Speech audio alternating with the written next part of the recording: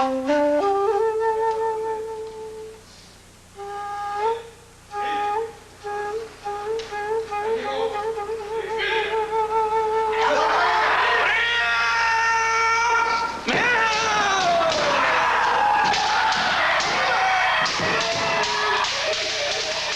sword and the chrysanthemum, the paradox of Japan.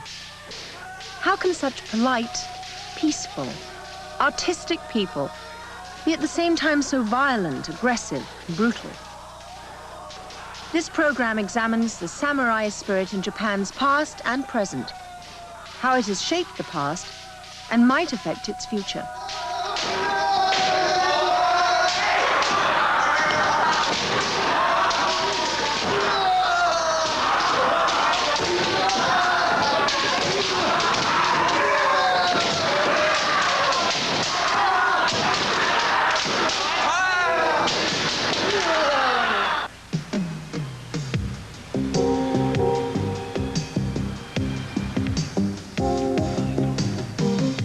The streets of Tokyo are the safest in the world. The longer I'm in Japan, the more I realize how safe Japan really is.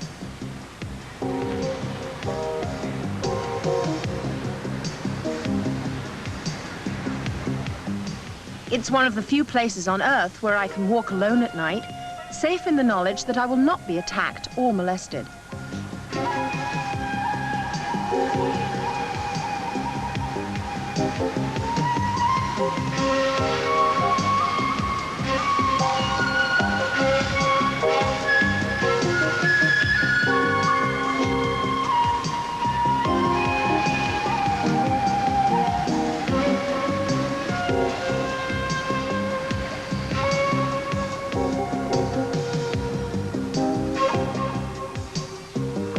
And as a mother, I was amazed to see that Japan's a country where small children walk unaccompanied to school, even in the center of the largest cities.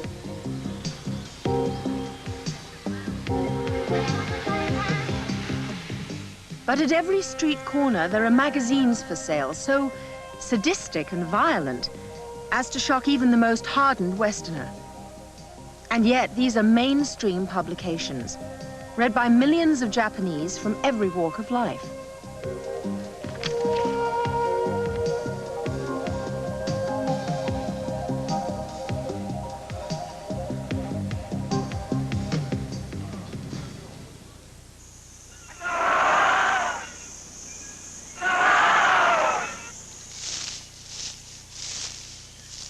No one can forget the brutality of the Japanese armed forces,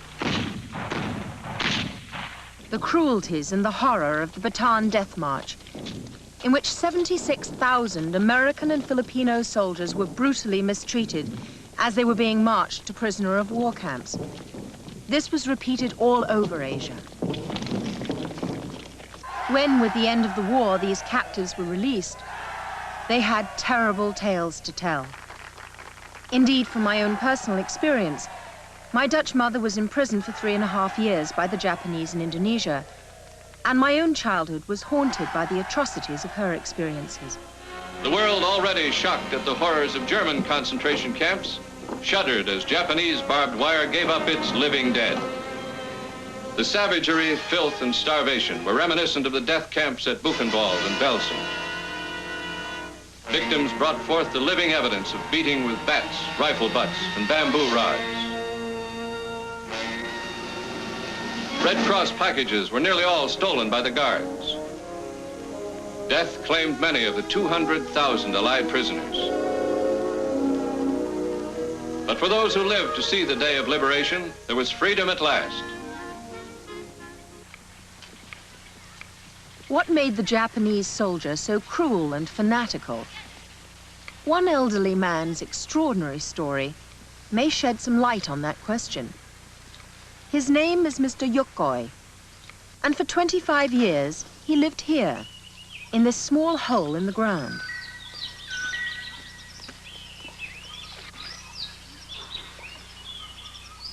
Afraid to surrender to the Americans, he lived in these conditions, eating jungle fruits, going out only at night, making no contact with anyone for a whole quarter of a century.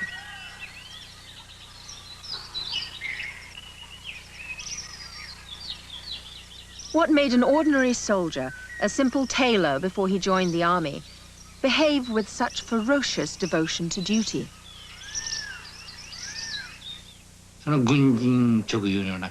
There was a hard core within the army which felt ashamed to surrender while still alive. And even the lower ranks, like myself, believed that.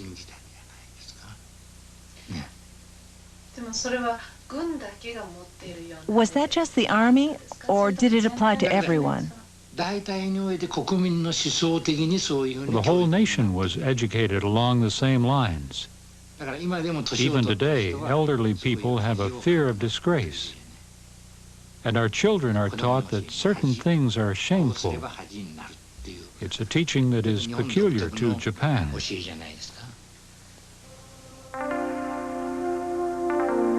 A teaching peculiar to Japan, and in particular to the samurai, the warrior upper class of traditional Japan. They were the elite group at the top of a rigidly stratified society and had the legal right to kill any peasant who didn't show them sufficient respect. Their lives were dominated by an austere military code, and their most honorable goal was to die a heroic death on the field of battle.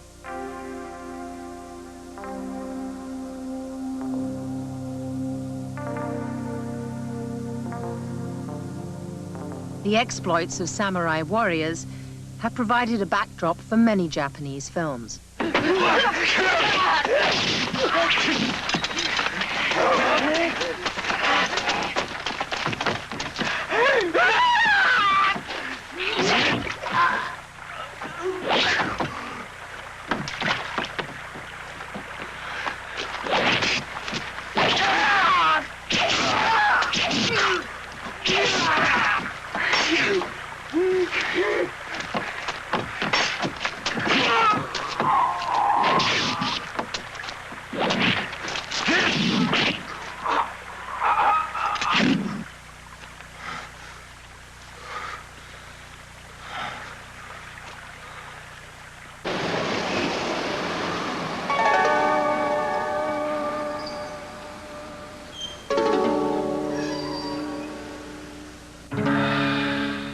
Himeji Castle in western Japan is the best original samurai castle still standing.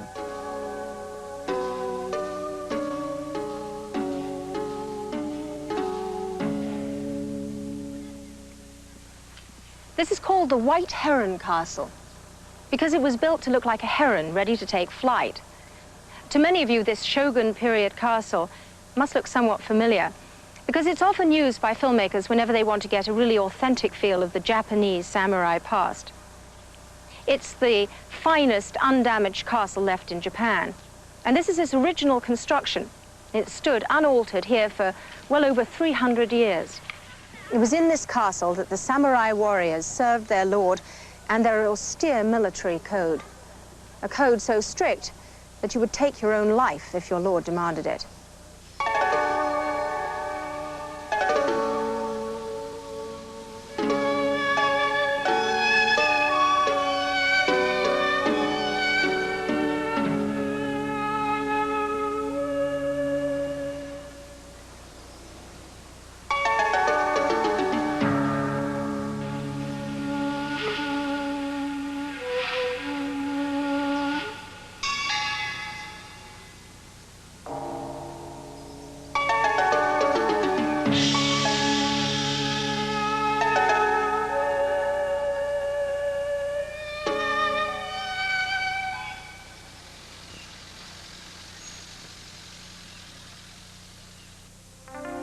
The samurai was a warrior class of some 2 million people, 10% of the population, a far larger number than the aristocracy of 17th century Britain.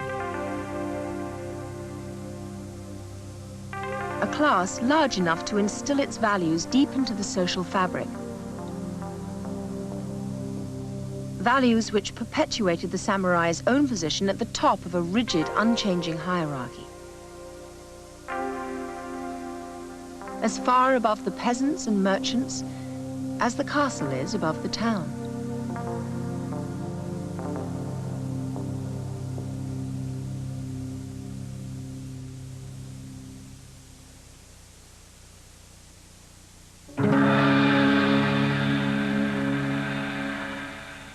These fantastically decorated helmets were worn by the samurai so that in the turmoil and confusion of battle, they could easily be identified, and individual duels could then commence.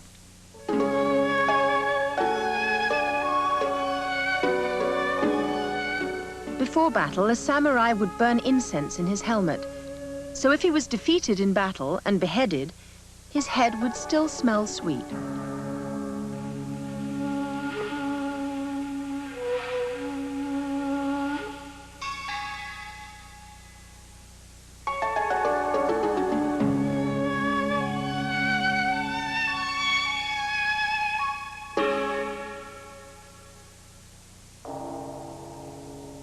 Long rabbit's ears may seem incongruous on a warrior's headgear, but it was an animal associated with virility, thus its appeal.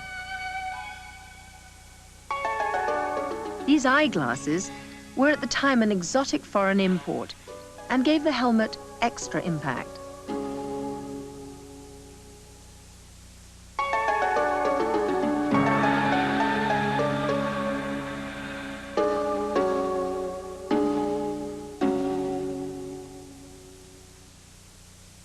This helmet carries the sign for Mu, or nothingness, a reference to Zen Buddhism, the samurai's favorite religion.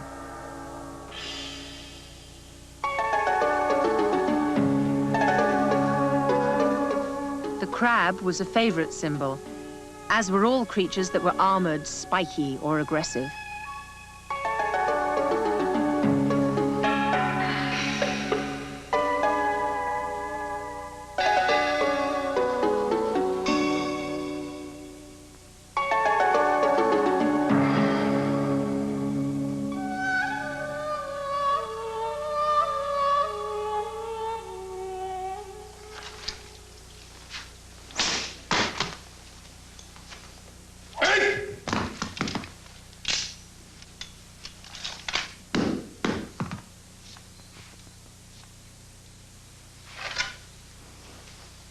In the hands of a master like Kunishiro Hayashi, the samurai sword was and is a fearsome weapon, quite capable of cutting a man in half with one blow.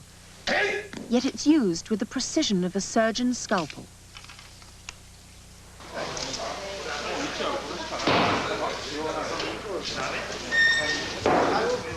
Hayashi is the martial arts advisor to NHK, the biggest Japanese television network. He's the holder of a staggering 27 black belts in karate, swordsmanship, archery, and judo. He can arrange fight scenes from any period of Japanese history.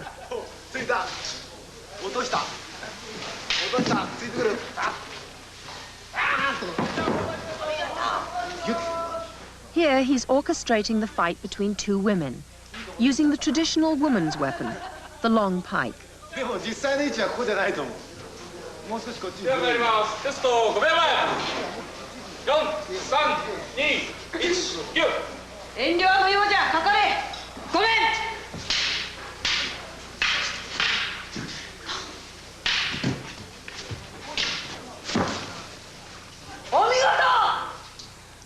Televised samurai dramas are enormously popular, commanding the critical acclaim of a series like Jewel in the Crown and the audience ratings of Dallas.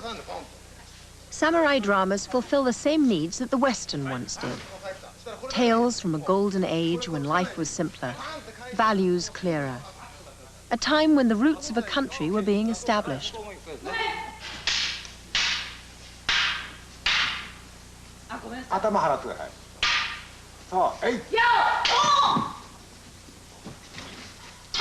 It's also a genre of film in which violence is the key to its popularity.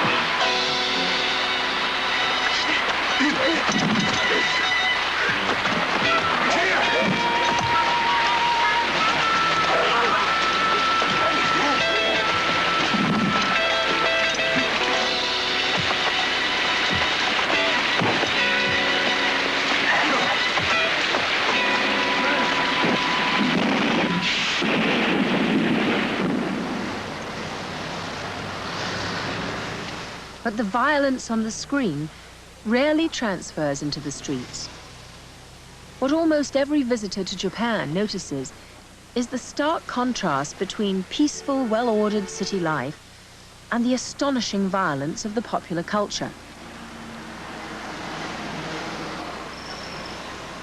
These magazines, manga to the Japanese, sell by the millions every week and are read by almost everyone.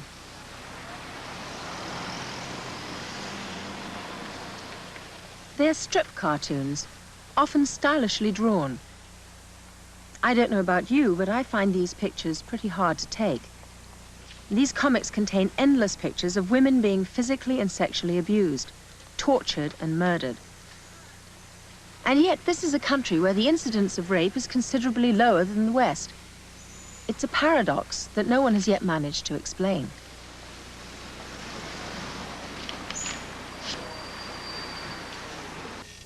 Because the manga comics are so popular, the publishers can use many artists.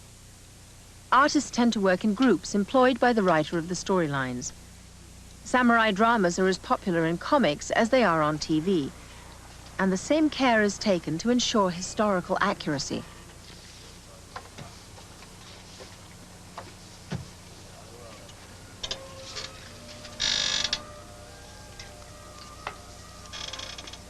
They're often stylishly drawn and dramatically framed, the skills of the Japanese printmaker down through the centuries. And the violence?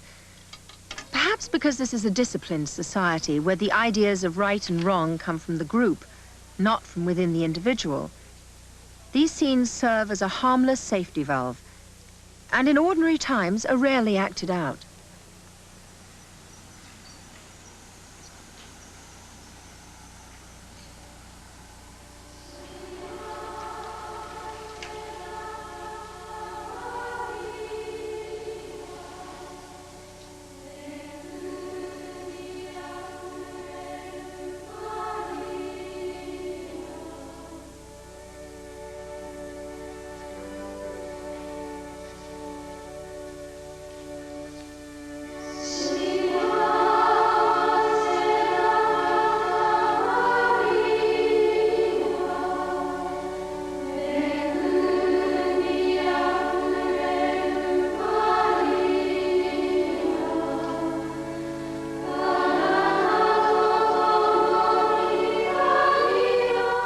Times in the past have often been far from ordinary.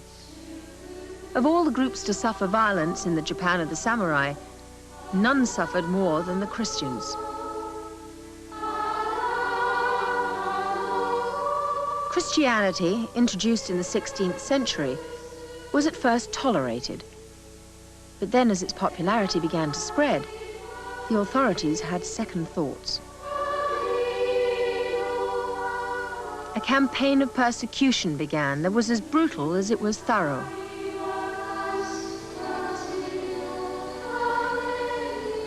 At first, they only crucified foreign monks and their Japanese friars in training, as much to prevent Spanish political meddling in Japan as it was in fear of the religion itself.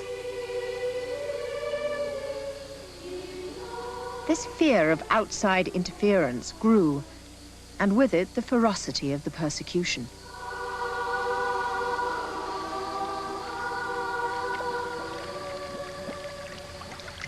Thousands went to horrible deaths in the burning volcanic pools of Unzen.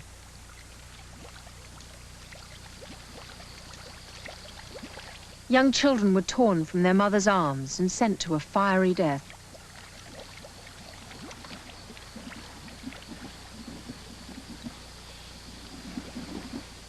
Even more hideous tortures were invented. Christianity, as well as all foreign influence, ended in the hell pools of southern Japan. The only way for the faith to survive was in secret, and then only in the remotest, most isolated areas. In fishing communities like this, in Amakusa Island, the faith was passed on from generation to generation, with death the inevitable result of being discovered.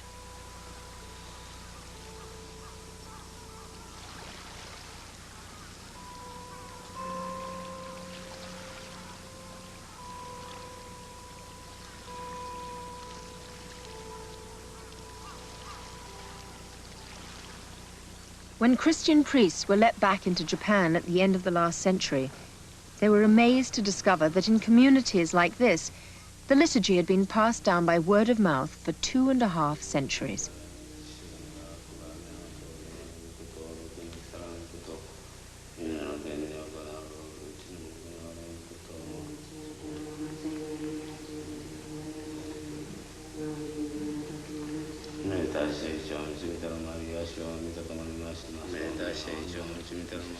Despite the cruelty and the risks, the faith had survived.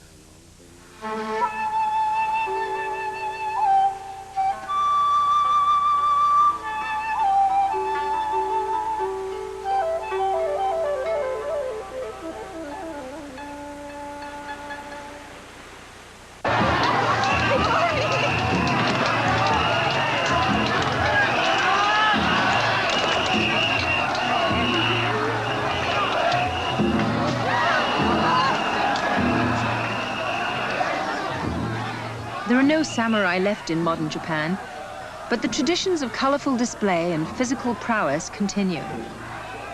This festival takes place every year on the coast of Japan's inland sea, when the 7 villages of Nada vent their rivalry in the annual fighting festival.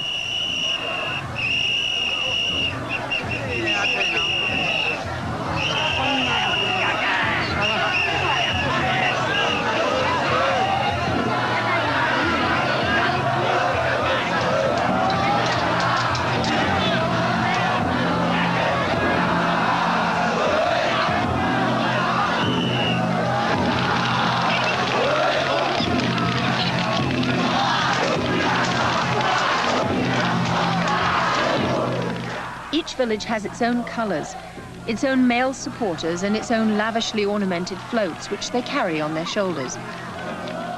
The festival is at least 500 years old and occurs in the autumn when the rice has ripened. The floats carry the guardian gods of the villages, and once this was a solemn occasion. But now its climax are fights with the floats. The idea is to do as much damage to your rival's float without damaging yours. And in particular, to push your float on top of your rivals.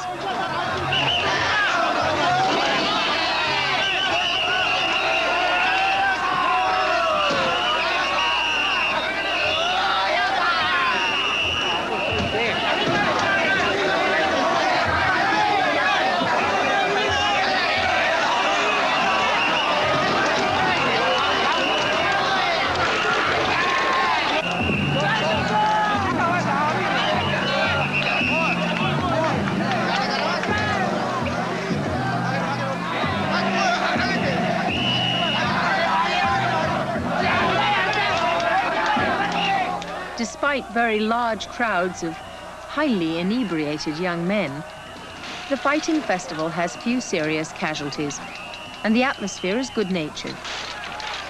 Closer to a church social than a barroom brawl.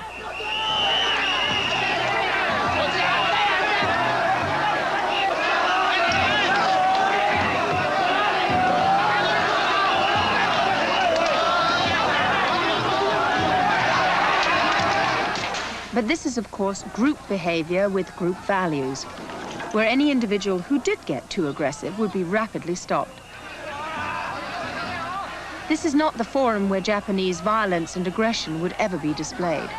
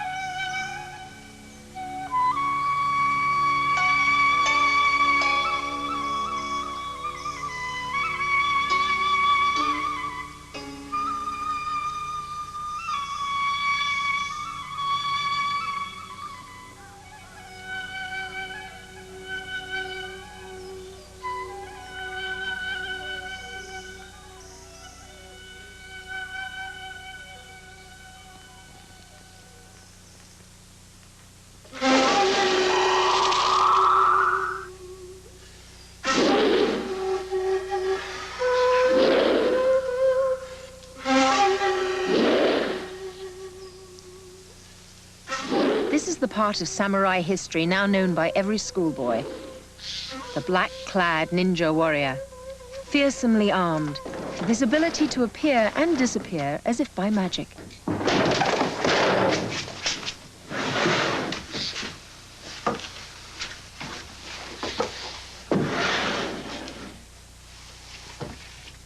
There are still traditional ninja villages, usually in mountainous areas where making ends meet has always been tough.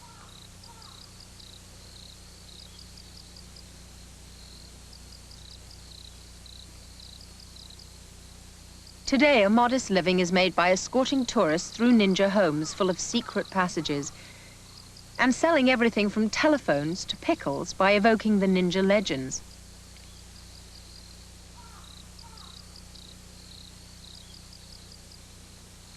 Though much of what is now written about the ninja is over-romanticized rubbish, there is some historical truth behind the legends of today. The ninjas were once a powerful force in the Japan of the samurai. They had secret books of advice for the lone assassin, star charts to travel at night across unlit countryside, different hooks and ladders to silently scale castle walls, bombs attached to arrows, and this ingenious device, a nightingale corridor slipper. This was used to outwit one of the defenses designed by great lords to stop ninja assassinations.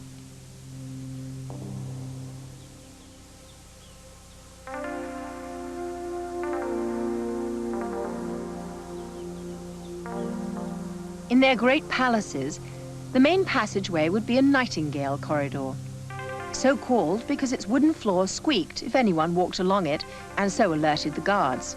The ninja shoe spread the weight so the floor didn't squeak, and the assassin could continue on his deadly mission.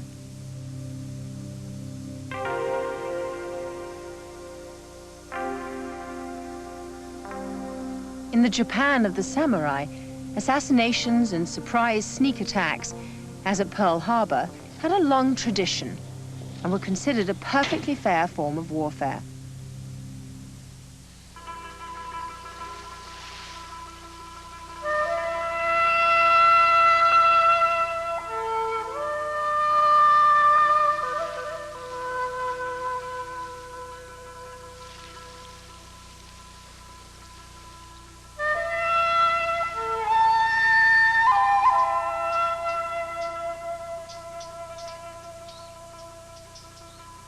Built to mirror the islands of the inland sea, the rock garden of Ryoanji Temple in Kyoto, the garden of a Zen Buddhist sect, designed to relax the mind in meditative calm.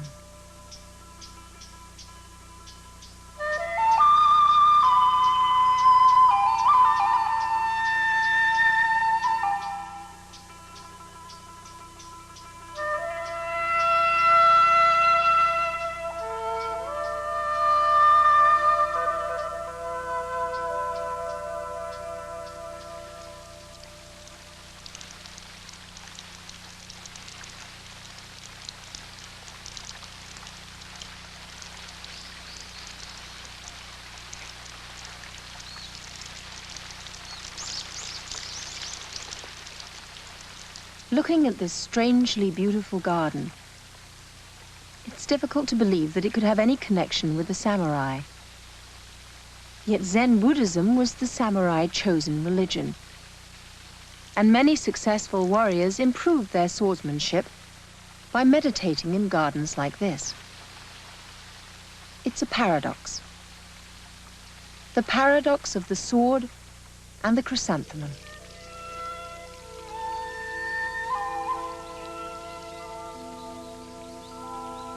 Though very different in appearance, the moss garden of the Saihoji Temple with its 50 varieties of moss was designed on much the same principles.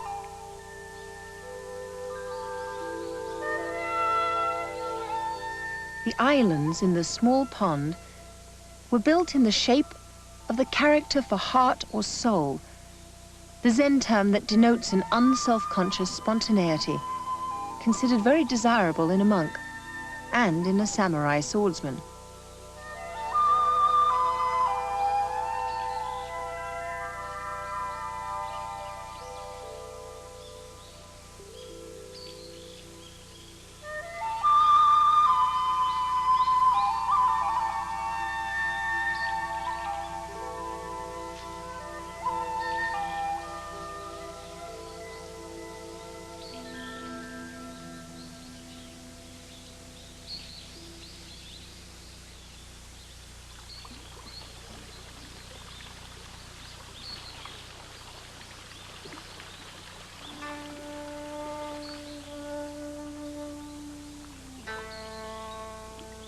The samurai turned to Zen to concentrate their thoughts and build their courage.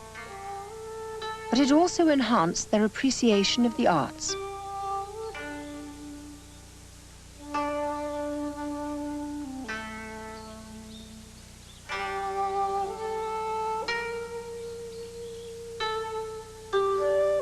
The Golden Pavilion in Kyoto was built by the shogun Yoshimitsu after his retirement from a successful military career. He was the first great samurai patron of the arts.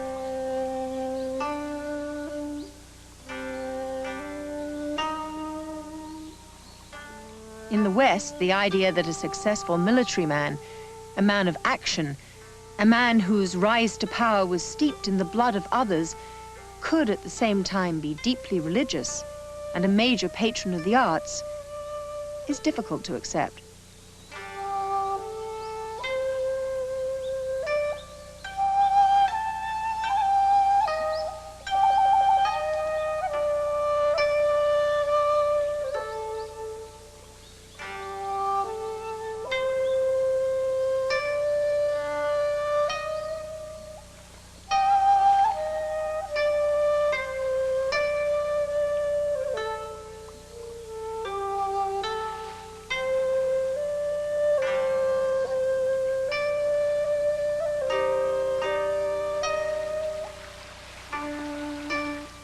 But Zen Buddhism offered the samurai some very practical advantages.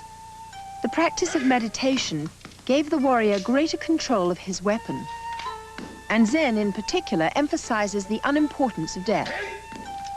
And a warrior who's ready to die is a formidable opponent.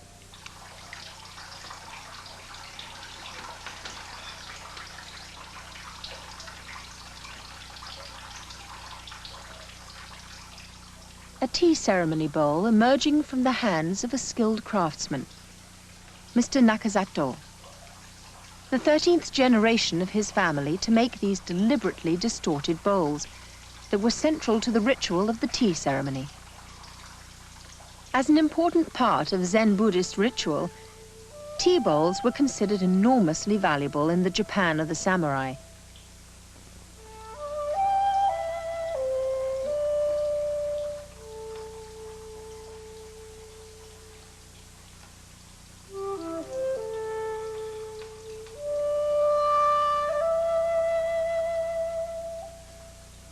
In 17th century Japan, a really famous bowl was worth more than a castle, its lord, and all its warriors.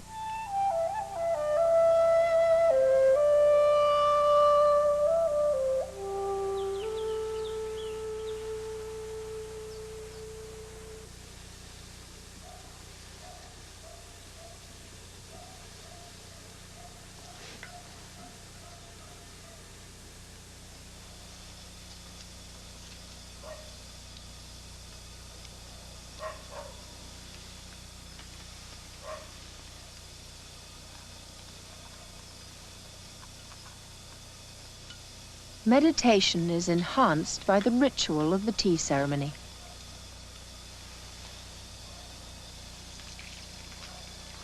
In deliberately austere surroundings, the samurai could allow his mind to relax into meditative calm as he watched the slow and precise actions of the tea maker and listened to the water boiling in the iron kettles.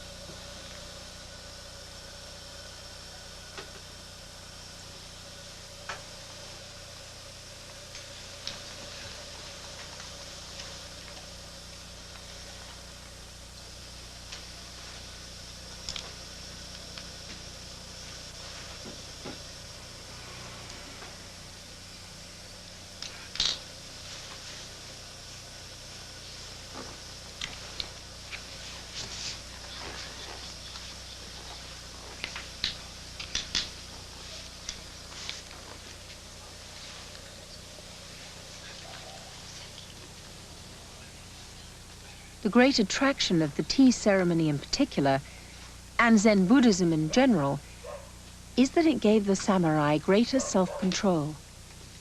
Self-control to improve his swordsmanship, and self-control to face death with indifference.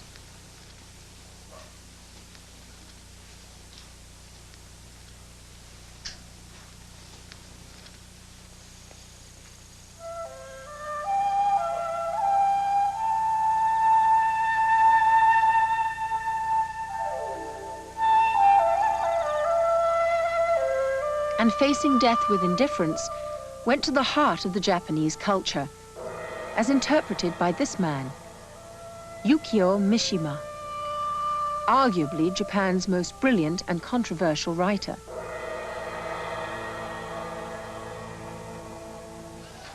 Mishima formed his own private army and was obsessed with the importance of the samurai values and what he saw as their betrayal in modern Japan. In 1971, he and his men broke into the Tokyo headquarters of the Self-Defense Force and tried to persuade the troops to join with him in a coup to overthrow the government and restore the emperor to his pre-war position. His call was met with bemused laughter. And so, in time-honored fashion, Mishima disemboweled himself and was then beheaded by his chief aide. To most Japanese, the whole incident was more comic opera than a serious political statement.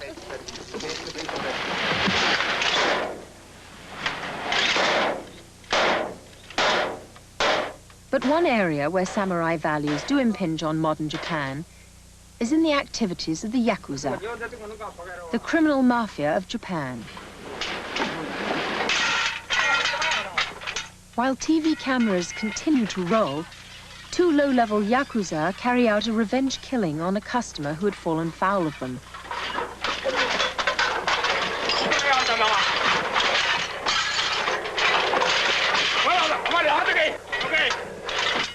The samurai sword is now a butcher's knife wrapped in paper.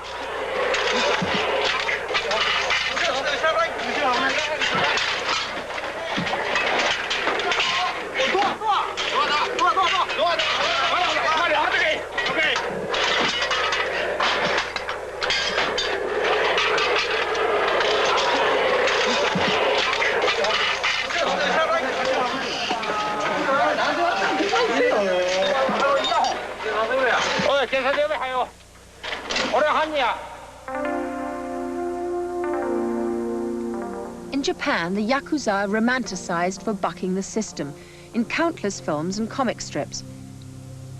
In the West, their elaborate rituals and exotic tattoos have given them an equally respectful press.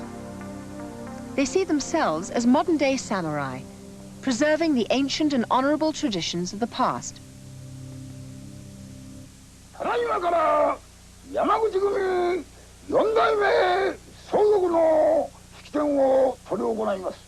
Here, in elaborate ritual, the gang members pledge themselves to the new boss.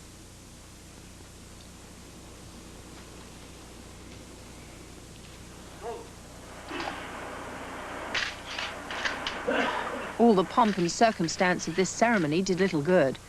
An open warfare split the gang shortly after these pictures were taken.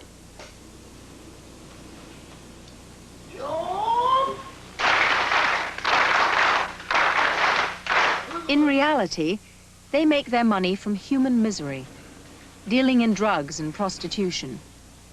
They also have a profitable sideline in loan sharking, as this secretly filmed meeting shows. The gangsters are on the right, and the hapless client on the left.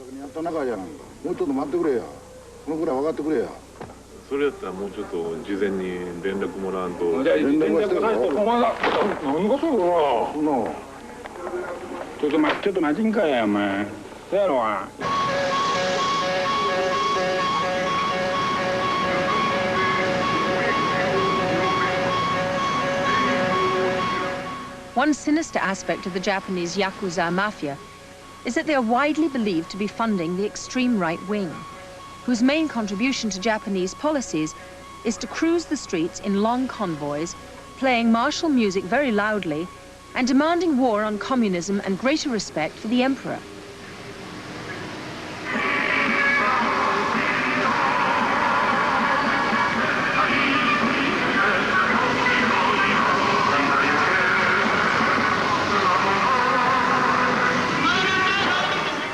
Though the extreme right wing is currently insignificant, that could change if the economy were to falter badly. It is the sumo wrestler who is the most obvious link to the samurai tradition.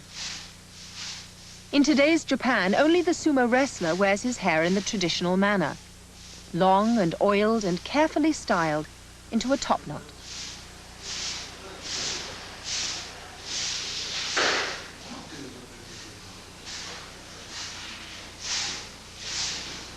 And this only if he is a senior wrestler. The younger apprentices have short hair, and in this most hierarchical of worlds, do most of the sweeping and cleaning.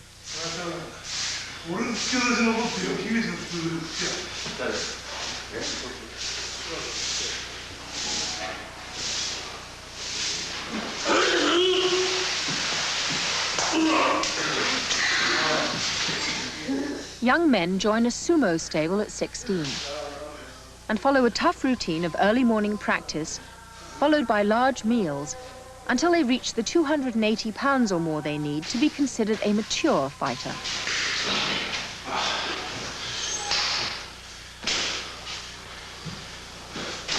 The sport has its origins in rituals carried out at Shinto shrines to ensure a good rice crop, and today has evolved into one of Japan's most popular spectator sports, rivaled only by baseball.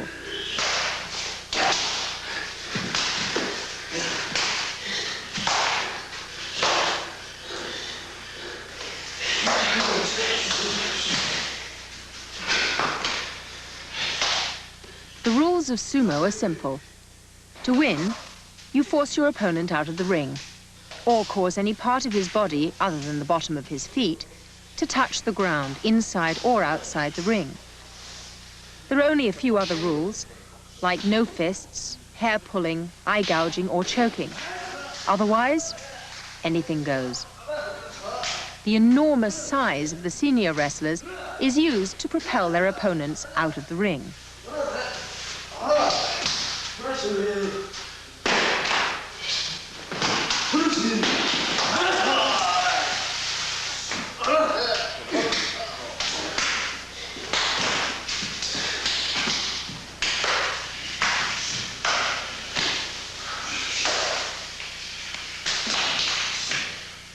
Though punching is banned, slapping is not.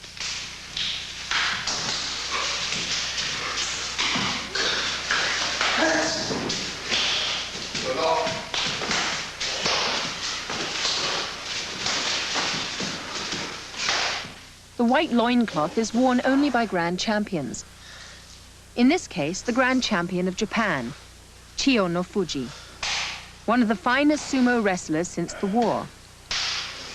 He's pioneered the idea of the slimmer, more muscular sumo champion, using skill and strength rather than bulk alone.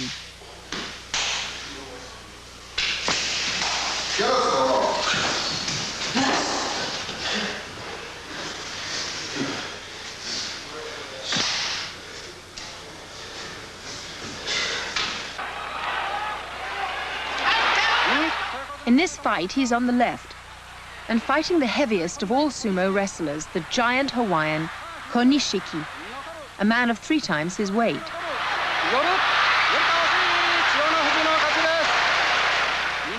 Chiyo no Fuji wins because his opponent's body touched the floor first.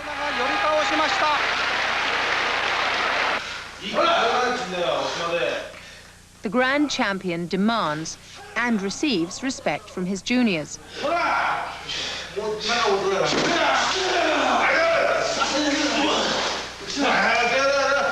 Here he's working over a junior, teaching him the respect in a sumo stable.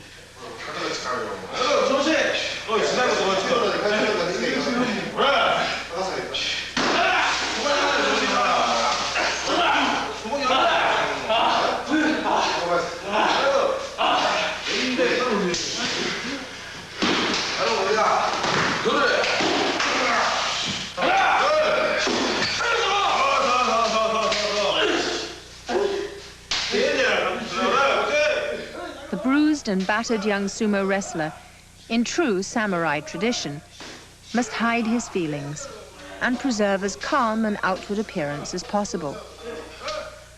Later, he will actually thank his superiors for his hazing and the honor it bestows on him.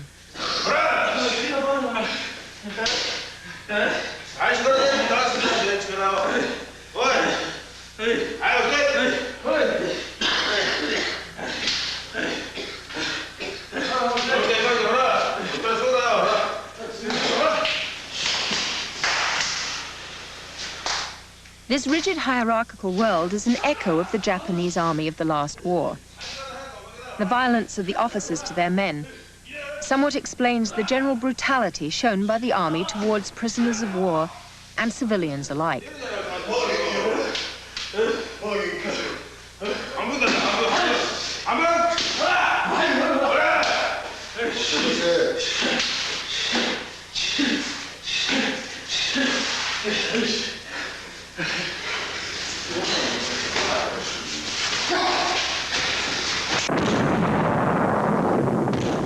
The cruelties of the Japanese soldiers in the last war were so great that the memory of them is still alive in the countries where they were inflicted. The samurai tradition believed in death rather than surrender, so that any enemy prisoners captured alive were despised by all ranks of Japanese and treated accordingly. But that doesn't explain the civilian atrocities, which were never part of the samurai tradition. This amateur film was taken secretly and at great risk to their lives by American missionaries in 1937, as the Japanese army entered Nanking. It's the only visual record we have of one of the bloodiest atrocities of the century.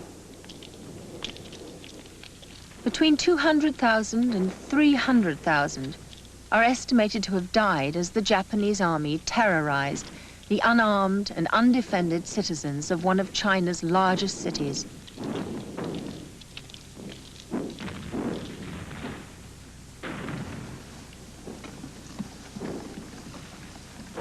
Some 20,000 women were raped as Japanese soldiers searched the city for several weeks, looking for new victims to terrorize.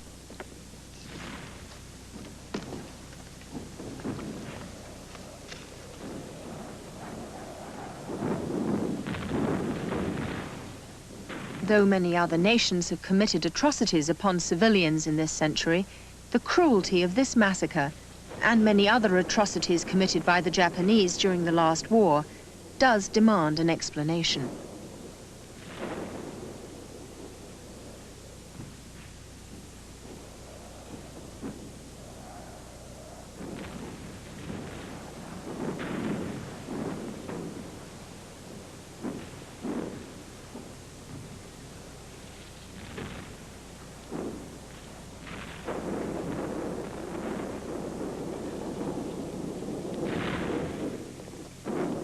Perhaps the explanation for these horrors is that Japanese ethics are group ethics.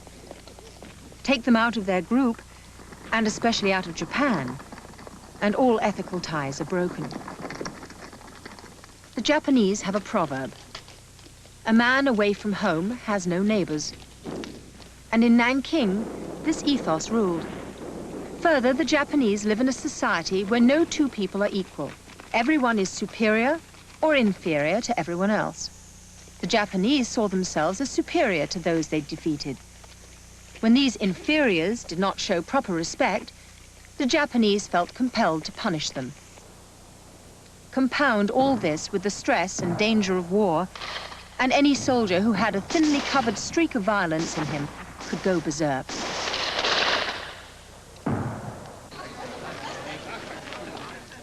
A group of war veterans meet to honor their fallen comrades. The men who lost the war, but by their ceaseless efforts at work, have won a new place in the sun for their country.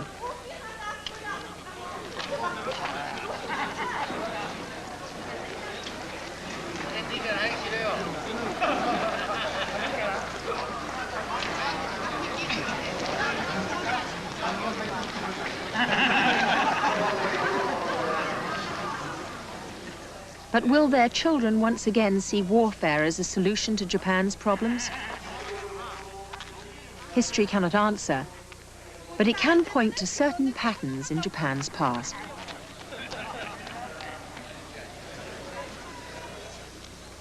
After the traumas of World War II, General MacArthur imposed a famous clause in the Japanese constitution in which Japan denounced war forever. No one can excuse the behavior of some Japanese in World War II, and it'll be a long time before the horrors of the Burma Railroad, Pearl Harbor, and many others will begin to fade. But now, less than half a century later, with our greater understanding of the Japanese, we can at least begin to put some of these events into context.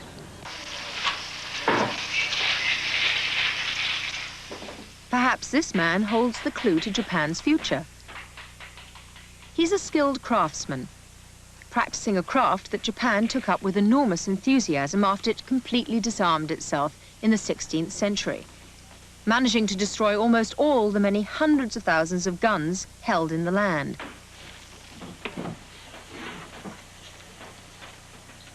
It's the only example in human history of successful, long-lasting, total disarmament.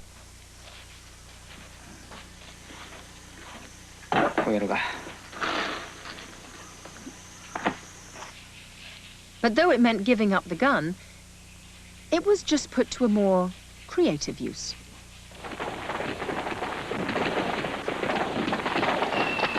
As one looks to the future and asks what Japan will do with its new wealth and influence, it can be argued that there are good historical reasons to believe that they have sheathed the samurai sword forever.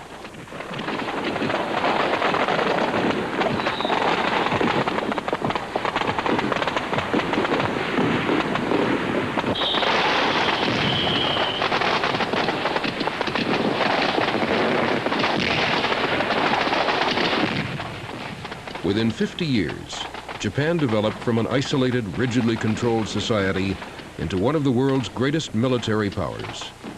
Be with us next Monday evening at 9 for The Legacy of the Shoguns on Japan.